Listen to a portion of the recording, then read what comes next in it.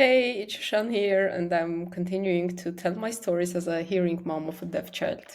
In today's episode, I'm going to talk again about storytelling and how storytelling in sign language is so wonderful experience to do with your child.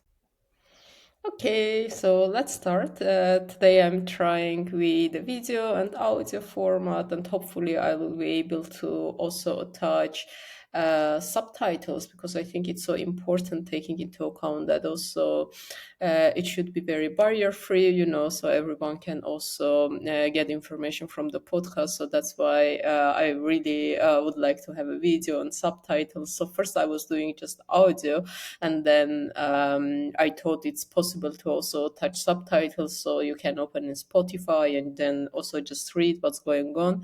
But unfortunately, for some region and so on, the functionality is not available yet. So I've decided, okay, then I will also do video format.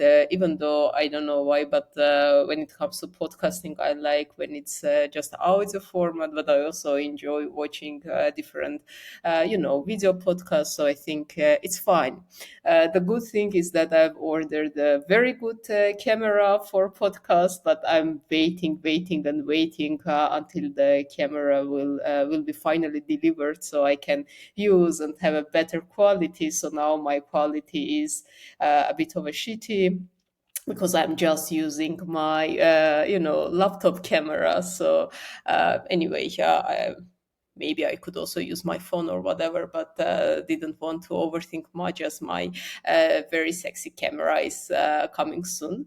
Right, so I think also video format is great because I can use some signs, I can express myself better as 5 years I'm learning German Sign Language. It's, you know, how to say, it's so natural for me to also use signs when I talk, but I noticed that I use signs when I talk if I'm using German spoken language. So German Sign Language is not connected to my English, even though sometimes I use signs. But when it's kind of extremely stressful situation for me, and I also need to use signs to express myself, then this German sign language is kind of being connected with my English. But usually, if I talk German, I always sign in parallel. It somehow already works like that. Right. But uh, what I wanted to actually, I had a list. To be honest, I had a list that I need to talk about. Education system in Germany when it comes to deaf kids, processes here, or governmental support that exists here. So I have this list that I think it would be very informative and important for other parents to hear, or maybe to someone who also would like to move to Germany with their deaf child, or just to do a information exchange. Like, let's say I live in another country and I just want to understand what's going on in Germany, so I would like to learn, and so on and so on. So that would be really cool. But at the same time, whenever I'm turning on my camera, turning on the microphone, and I want to do an episode, I can't just start to talk what I was planning. It's not, I don't know why, it's not working like that. So I always want to talk about something that emotionally right now is happening with me. And I'm emotionally connected to that situation. Of course, within the topic of the podcast, right? So right now, I'm experimenting with Sophia, with my daughter, and we are reading more and more books together. First, because he asked a lot. So, like 2 or 3 years ago, it was mainly my initiative. So I would go and say, "Hey, Sophia, let's read a book. I will read a book for you." So, and I would do all this pantomima stuff and everything. So she would be engaged. So she would be fully, within the topic, concentrated, so I can teach her some science that I was also learning, and so on and so on. And right now, I really enjoy the past 6 months or 1 year. I don't know. I think it started when she started to go to the school, and she goes specialized school, bilingual German and German Sign Language. It's a specialized school for deaf and hard of hearing kids. And I think once she started to go to the school, her she's very keen to learn new things, to express herself through the sign, because I think she's more her environment, it's very uh, how to say, supporting her to sign more, to express her through her mother tongue, and not be yeah. Or maybe she's just 6 years old kid, and now she have more vocabulary, more language base, and she really likes to express herself through talking, through telling stories, and so on and so on. So anyway, right now, long story short, right now every evening before bedtime, we are reading a book, and she is free to choose what kind of books she would like to read. And I have a lot of books, so she can choose whatever she wants. We also have a big kid library, books, let's say, so that she can read, enjoy, and some kind of books that you can tell over and over again. So sometimes she can choose one or two books, and then we read together. But yesterday, what was really enjoying for me, that she chose the book, and then she said that she would like to sign first, and then second I would sign, and so on and so on. I was very curious, like how she's going to sign, because the book that she chose, it always was being signed by me. So I always telling the story for her. Now, so the book name is Hoile Oile. So it's about oil. Oh my God, sorry for my English pronunciation. Anyway, it's a owl that always cries. It's a book for starting from 4 years old kids, a very interesting one, short story, but also very fun. And then she started to sign the story, and it was so interesting for me just to, how do you say it, like to see how she understood the story that I signed for her, and how she's interpreting it, how she's like giving it to me. Like sometimes she was using the exact emotions or exact way that I was telling the story. So means she memorized what I was signing for her, and she was trying to give the same output, let's say. But also in some places she was improvising and giving her input, her way of understanding, that was not the way that I was signing before. So it was really fun experience, and I think it was also very it was giving. I saw that it gives Sophia self-confidence, as it is, because she was in the center of attention, and she was ruling the situation, and she was telling the story. And one or two times I've tried to interrupt. I've tried to say, maybe you can sign like this, you forgot to say this or that, like a regular mom, you should correct everything. And then she got really angry, like, no, it's my time, I would like to sign, you just listen to me, so I would sign the way I would like to. And yeah, that was I think kids are very sharp in a way of giving feedbacks, and they are not filtering how they would like to give that feedback to you. But that was nice. I was like, okay, I will just, be back, and just see how she's signing the story, and that was perfect. And once she was done, she said that I would now like to do a role play around this book. So now I signed like a third person who is just telling the story. Now I would like to go, let's say, into the book and do a role play, which was so fun for me. Then I don't know, she took the main character, and I was the animals that were also in that book, or the mama, and then we did also a role play, like a theater play, and it was really fun. What I noticed when it comes to deaf kids, or particularly to my daughter, that for them role playing, taking the characters from the book and acting like them. It's very important, and they learn a lot because they sometimes maybe they don't have enough words to express themselves or tell the story, but once they are taking the character, they are switching, being a fox or being I don't know, the bird from the story.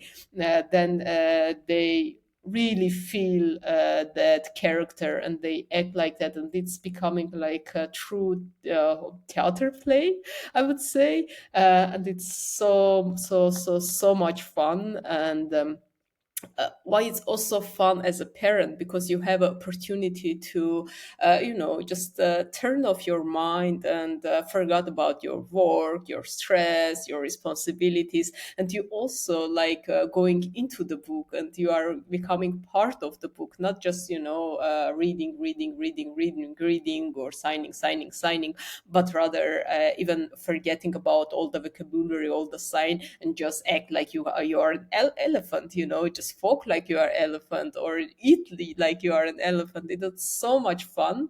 And yeah, I really enjoy it, and I started to do that as part of learning sign language. So around 4 years ago, when I was just starting learning sign language, I was struggling to tell stories or explain something to Sophia, because I didn't have enough vocabulary to use. And then my teacher, and she was also deaf, she suggested that, hey, just be like, play it, like, why you always need to use special like words, like as she said to me that I'm thinking like a hearing person, like it's a very interesting thing what it means to think like a hearing person. But she gave me that feedback that I'm thinking like a hearing person, and I always want to use words, but it's not always the case that you need to use words. You can use your body, you can use your mimic, you can use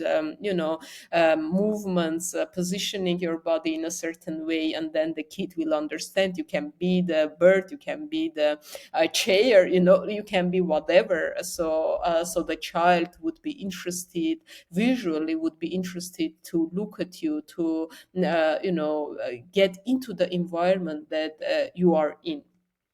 And yeah, I've started to use it more and more and more, because it was necessary for me because of the situation that I was in. And now I have quite a lot of vocabulary in German sign language, but till now I greet, I'm just so glad that I started to learn that theater play, that role play or role taking action, because now it's making so much fun to combine it with words. And you can use words, you can be the character.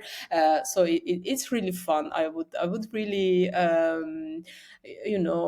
recommend to use that whenever you are communicating or telling a story to your deaf child, and not be in a way ashamed that, oh my god, I'm 30 years old but I'm acting like a table, like it's totally fine. It's fun for kids.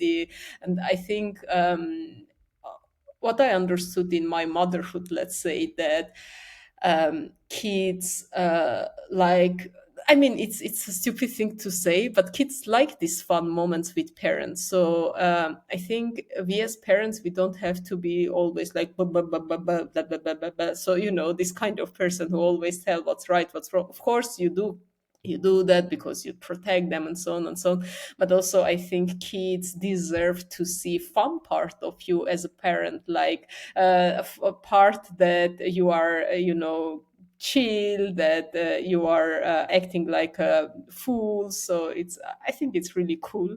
And yeah, I very much enjoy it, as it also takes me back to my childhood. And it also helps to connect with my daughter through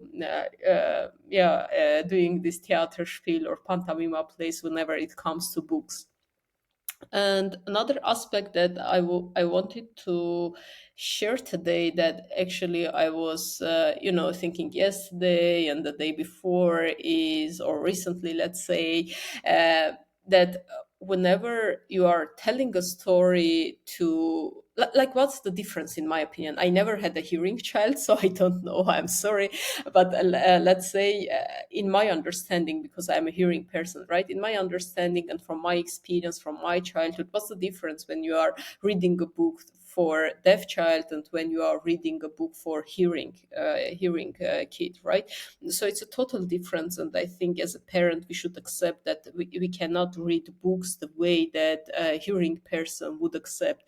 We should change the way that we are reading those books for kids, or telling the story, or telling about our days. You should fully change how your mind is working so they would be engaged, because again, as I understood that, if you are not engaging the child right from the beginning when you are telling the story, it's very hard to gain their attention back, because they can just look elsewhere and it's lost. So you cannot just say, hey, just look at me, look at me, look at me. You cannot push them to look at you, right? So you have to engage them, you have to bring them to your reality, to your story, so you would have effective communication with them. It's very important. So, because let's say if it's a hearing child, they can turn around, they can look up, down, but you can hear, and still the information goes to their brain, right? Yeah, for deaf kid is totally different. So that's why, for example, as I was thinking and reflecting, I thought, oh, okay, when you are telling a story to a hearing child, let's say you are just reading the book, right? So what information is there? So it's already written and you are just reading it. Whenever I'm telling a story to Sophia, I cannot read. I mean, I can read, but I'm reading the book first, like alone, to understand what's the story. And what's the most important thing for deaf kids? I would 100% suggest you always need to buy books with a lot of pictures in it, right? So I've tried to have a book like usual, these night stories, that is just one photo and then a lot is written, and then you have to read it. So they are not engaging to that, because there is no enough pictures, so they would immediately understand what's going on. So right now, our books, all the kids' books that I have, it's everything with a lot of pictures in it, and then you also have a text. But first, it's like maybe full 2 pages, the I don't know, forest, or the whatever is there. So this is very important. The first thing that first I was just buying books because I was thinking I will read and then I will sign and she will be engaged, but it's not working like that, because especially if they are younger, from 3 to 6 years old, yeah, you either you engage them within first 1 or 2 minutes, or it's done, so they would just continue play and do their thing. So first thing, you have to have books with a lot of pictures. You need to have an interesting story, a bit of a fun, not just anything. So try to choose some books that also somehow connected to their character, so they can also associate them with the main character. So it's really fun. And I always try to choose books that she's in that, vibe. Like if she's adventures, that I would buy a book about a penguin who is going into some random adventures. If she's into the fae and these magical things, or elf, then I would buy a book that is representing her current situation, so she would be motivated to listen to the story, right? And yeah, second is that associate the book with her current vibe, with her current character that she's in, and then they will be engaged. So this all is a preparation.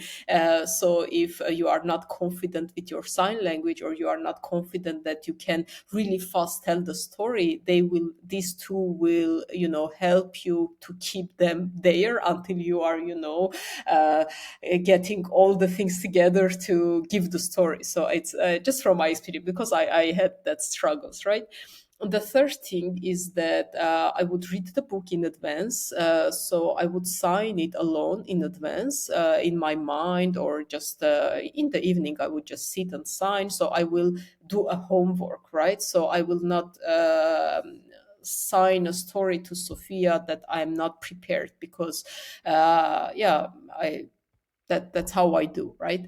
So And the third thing you can either do alone, just for you to understand the book, or I would definitely suggest if you have a sign tutor who is coming to your place, or you are going to somewhere to have one-on-one classes to learn sign language, I would definitely suggest to take the book with you and sign it together with your teacher. So you will learn from a deaf person how to sign, and they will teach you, they will explain you how to engage the child. So this helped me a lot. I learned how to sign a story from my teacher, from my deaf teachers.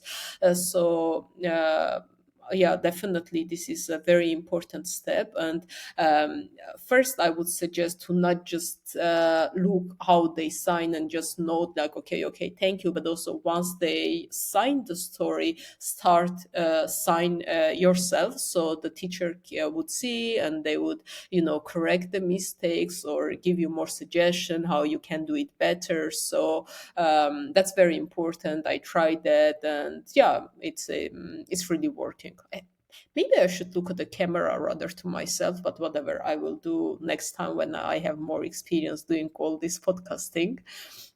But okay, now I will try to look at camera, not my lie to myself. Anyway, right. So third thing was that yeah, we are training the book, so you are not signing the story to your child if you are not prepared, right?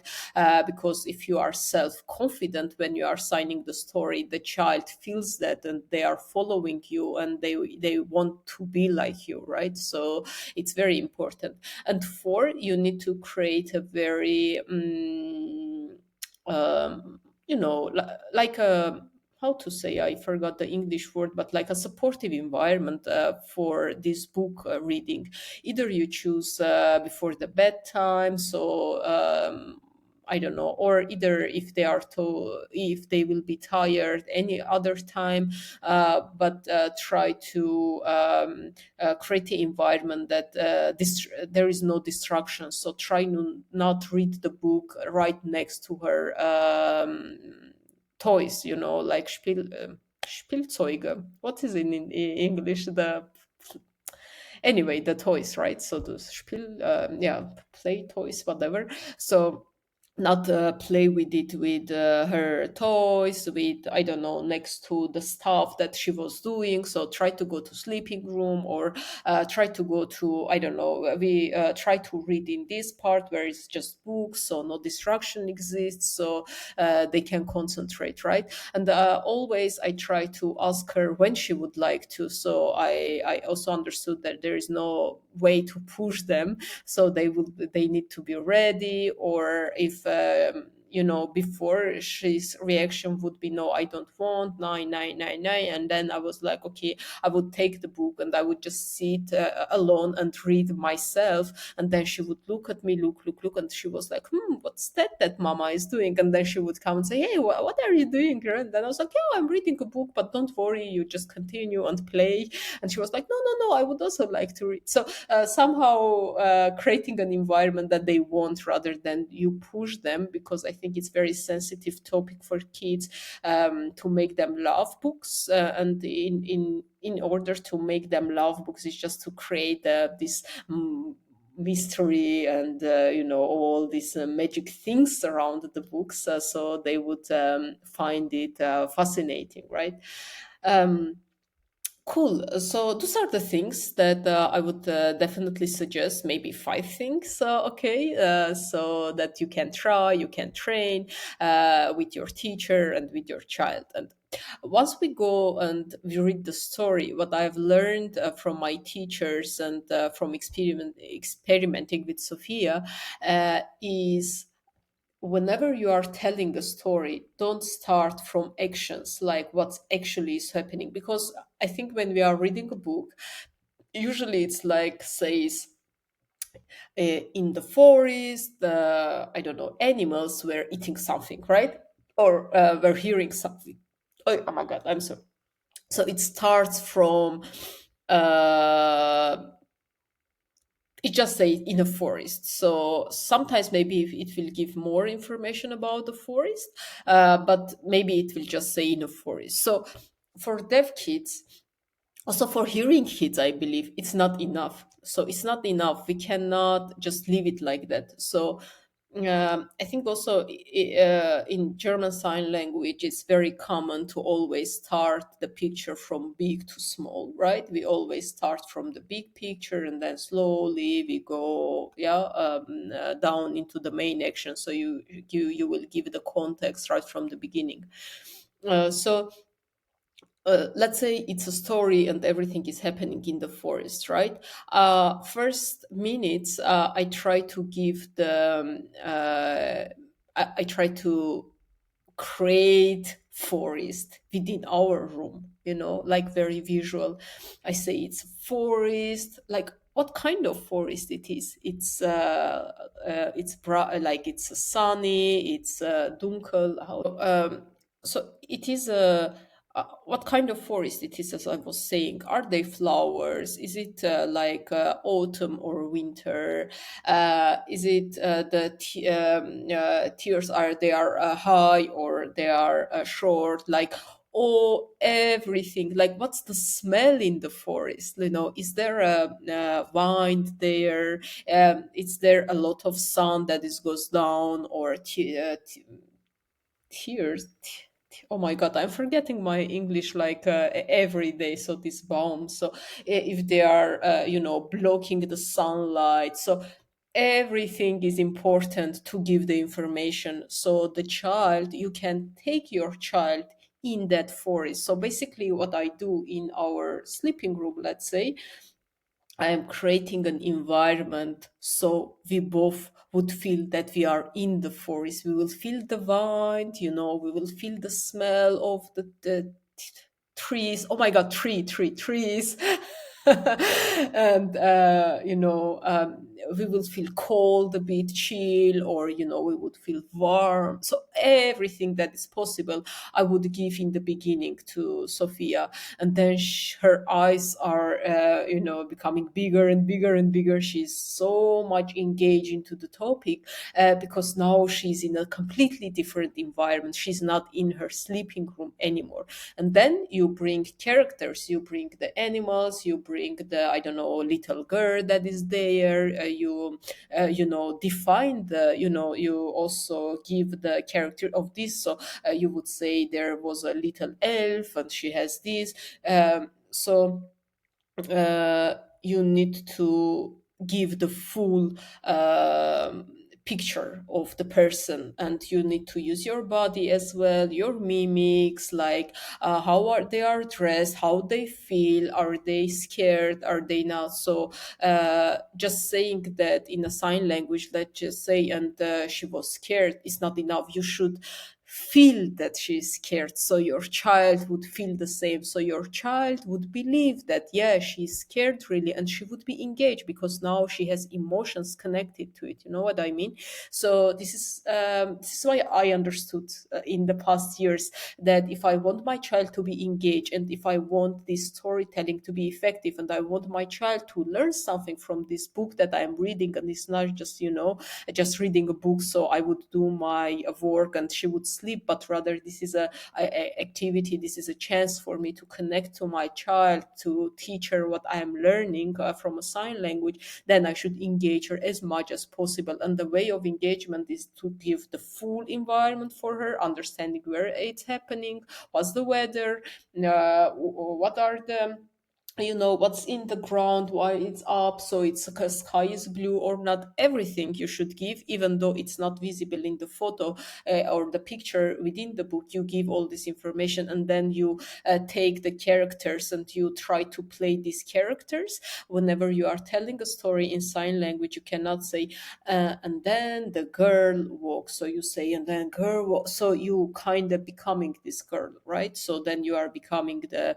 elephant, as I said, the bird, and your visual should be also close to it. So for example, if you are telling and then bird was flying and looking around, you should say the bird was flying. You should also use your eyes like looking down, because if the bird is up and the bird is looking to animals, her eyes should be down, right? So it's not, it's not like this, it should go down. So yeah, I just started to think that this is more like a wider topic, and maybe it makes sense to go a bit deep in it. But maybe for this episode, it would be enough just as a takeaways. Just to summarize the episode, takeaways would be that the five things that I've shared at the beginning. So that I forgot the